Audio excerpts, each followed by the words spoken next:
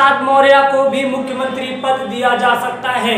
जिस प्रकार से यूपी की राजनीति में उथल पुथल मचा है, अंदर खाने ये चर्चाएं चल रही है, जिस प्रकार से केशव प्रसाद मौर्य आजकल दिल्ली के दौरे पर काफी ज्यादा है, ये कयास लगाए जा रहे हैं कि यूपी में सीएम के पद पर केशव प्रसाद मौर्य को सुशोभित किया जा सकता है।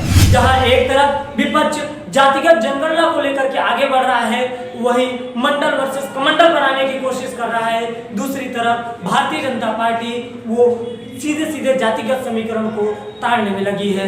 जातिगत समीकरण के तौर पर एक राज्य से ओबीसी चेहरा, एक राज्य से आदिवासी चेहरा, तो एक राज्य से ब्राह्मण यानी सामान्य वर्ग के व्यक्ति को मुख्यमंत्री बनाया है। पहली बार विधायकी का टिकट मिले और आप विधायक बन जाएं, फिर विधायक बनने के 9 दिन बाद आपका मुख्यमंत्री के नाम पर आगे सबसे लिस्ट में नाम हो।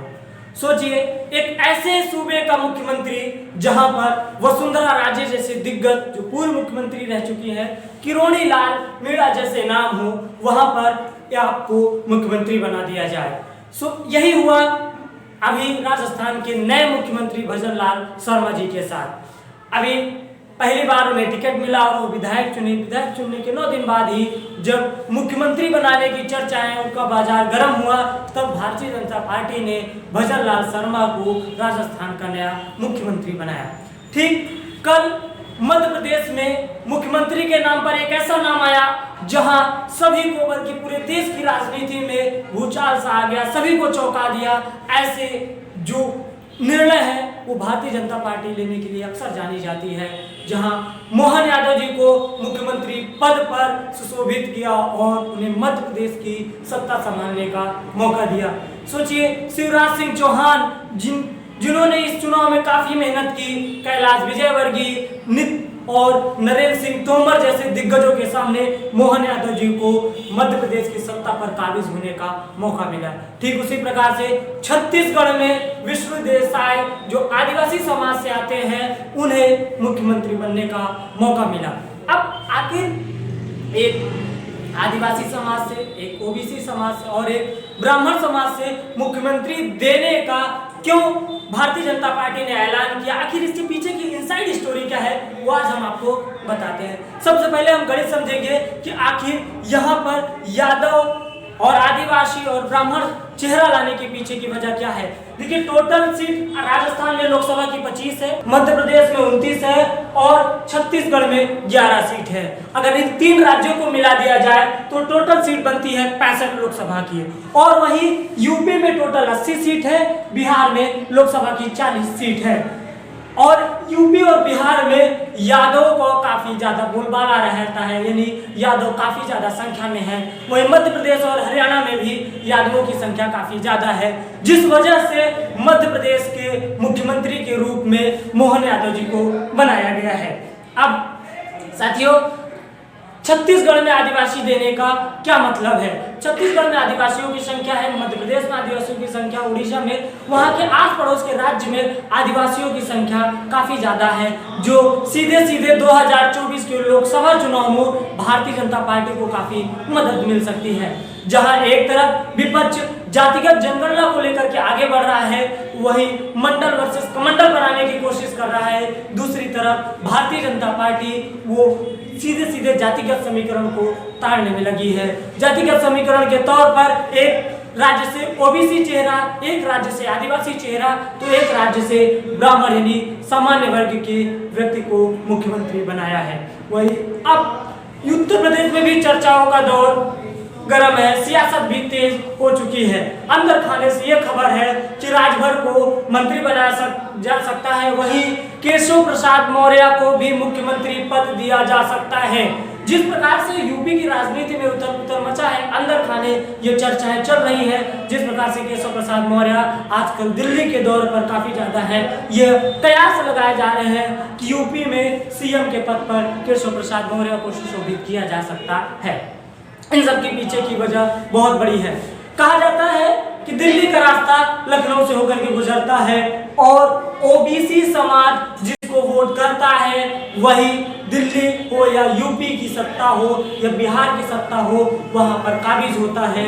और दिल्ली की सत्ता पानी हो तो ओबीसी वोटर्स, खासकर ओबीसी समाज जिस तरफ जाता है उसी तरफ दिल्ली की गद्दी पर बैठता है। और प्रधानमंत्री नरेंद्र मोदी समेत पूरी बीजेपी पार्टी ये जानती है, अगर ओबीसी का वोट बैंक हमारे पास रहा, अगर ओबीसी ने हमको अच्छी खासी संख्या में वोट किया तो हम फिर से इतिहास बनाने की ओर होंगे और तीसरी बार प्रधानमंत्री नरेंद्र मोदी 2024 में प्रधानमंत्री के तौर पर सत्ता पर काबिज होंगे।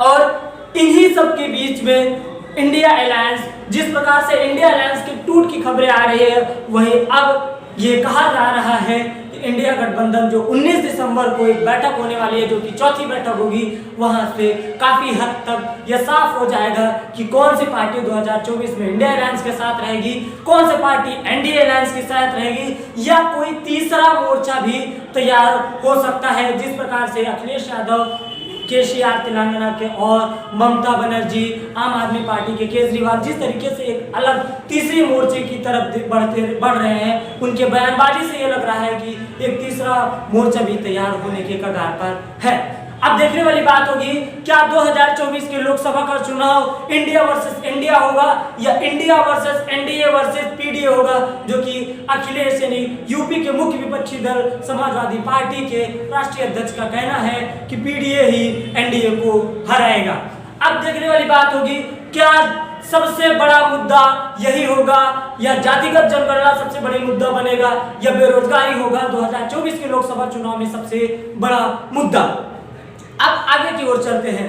जिस प्रकार से इन 5 राज्यों के चुनाव के नतीजे आए हैं, कहा जा रहा था ये 2024 के पहले का सेमीफाइनल है और सेमीफाइनल में भारतीय जनता पार्टी ने विजय हासिल किया, 3 राज्यों में जीत दर्ज की, वहीं एक राज्य में कांग्रेस तो एक राज्य में जेडपीएम ने अपना सत्ता काबिज किया। और अगर टोटल वोटर की बात करें इन 5 राज्यों में तो इलेक्शन कमीशन की वेबसाइट के अनुसार टोटल भारतीय जनता पार्टी को 4 करोड़ 81 लाख वोट मिले हैं, तो वहीं कांग्रेस को 4 करोड़ 90 लाख वोट मिले हैं। 5 राज्यों में लगभग 9 लाख वोट कांग्रेस पार्टी को ज्यादा मिला है। अब जिस चीज के लिए भारतीय जनता पार्टी की आला कमान जानी जाती है वही होता है, ना नुकुर ना कुछ हुआ, सीधे से भारतीय जनता पार्टी ने अपने मुख्यमंत्री का नाम ऐलान कर दिया। अगर यही सेम कांग्रेस पार्टी में होता तो कांग्रेस पार्टी में सीधे सीधे सी बगावत देखने को मिलती, जिसे आमतौर पे देखा जाता है। इस समय कांग्रेस पार्टी को यह कहा जा रहा है कि ऐसे शिवराज सिंह चौहान जैसे नेताओं की जरूरत है। ये तो आने वाला वक्त बताएगा कि 2024 के लोकसभा चुनाव में क्या परिणाम होने वाला है और क्या मंडल वर्सेस कमंडल बनेगा या राम मंदिर का जो मुद्दा है वो फिर से गरमाएगा, क्या ज्ञानवापी का मुद्दा गरमाएगा या फिर जातिगत जनगणना, इन सभी मुद्दा पर हावी होगा और कमंडल पर मंडल भारी पड़ेगा। ये आने वाला वक्त बताएगा। और अपने दर्शकों को बता दें, 22 जनवरी को जो प्राण प्रतिष्ठान अयोध्या में होने जा रहा है उसके लिए बड़े बड़े दिग्गजों को निमंत्रण भेजा जा चुका है और जाहिर सी बात है 22 जनवरी को बड़े बड़े दिग्गज इस प्राण प्रतिष्ठान में यानी जहां रामलला विराजेंगे, वहां इस मौके पर इस प्रोग्राम में काफी ज्यादा भारी संख्या में लोगों की मौजूदगी होनी है। अब आपको एक चीज और दिखाते हैं कि किस प्रकार से इन्होंने सेट किया है।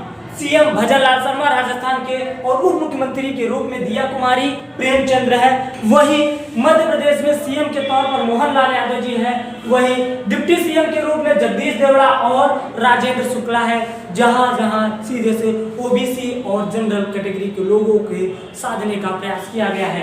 छत्तीसगढ़ में आदिवासी समाज से विष्णुदेव साय को मुख्यमंत्री बनाया गया है और डिप्टी सीएम के रूप में विजय शर्मा और अरुण साय के रूप में बताया गया है। वही मध्य प्रदेश के स्पीकर के रूप में नरेंद्र सिंह तोमर होंगे। जी हाँ साथियों, वही नरेंद्र सिंह तोमर जो भारत के कृषि मंत्री भी थे और उन्होंने अब इस्तीफा दे दिया है। यूपी की कैबिनेट विस्तार में ही सब कुछ ओपन हो जाएगा कि कौन मंत्री बनेगा कौन मंत्री नहीं बनेगा। क्या यूपी में भी ओबीसी की जो दावेदारी है वो मजबूत दिखेगी, क्या ओबीसी को काफी ज्यादा चांसेस मिलेगा, ये यूपी के कैबिनेट विस्तार में देखने को मिलेगा। कैमरामैन दिलीप के साथ मैं रविराज, धन्यवाद।